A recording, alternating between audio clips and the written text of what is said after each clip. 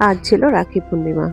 এমনি সকাল থেকে মনটা ভালো নেই, কারণ এবছর দাদা আসতে পারছে না।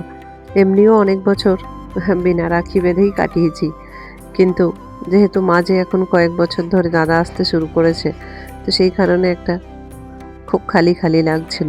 তো হাই হ্যালো এভরিওয়ান, আমি এমএস সাইকাত। আমার আজকের একটা নতুন ভিডিওতে তোমাদের সবাইকে ওয়েলকাম।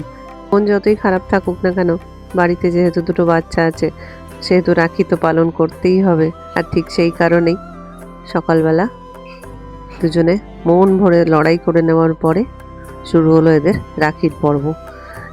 আমি এই লাস্ট 6 বছর পম্পমকে কখনো জোর করিনি, কারণ ও রাখি ভাইফোঁটা কোনোটাই সেভাবে অনেকে বুঝতো না, তো দিয়ে উঠতে পারতো না। কিন্তু এই ফার্স্ট টাইম এবছর পম্পম নিজে থেকে প্রত্যেকটা রিচুয়ালস করেছে। আর অনিও আজ ভীষণ খুশি যে ওর বোন এবার বড় হয়েছে, বুঝতে শিখেছে। যে বাচ্চা যেরকম, আমি তো বরাবরই বলি তাকে সেরকমভাবেই বড় হতে দেওয়া উচিত।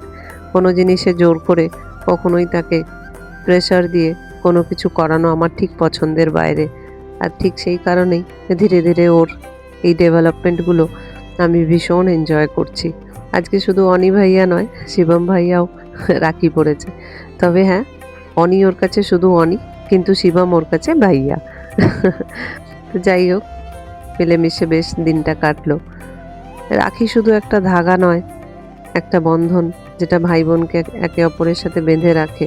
সুখে দুঃখে, সমস্ত বিপদে আপদে ভাই বোন যাতে একসাথে থাকে, সেটার একটা প্রতিশ্রুতি।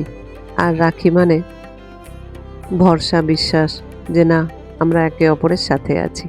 আজ তাহলে আসি, সবাই ভালো থেকো, সুস্থ থেকো, তোমাদের আজকের দিনটা খুব ভালো যাক। Bye bye.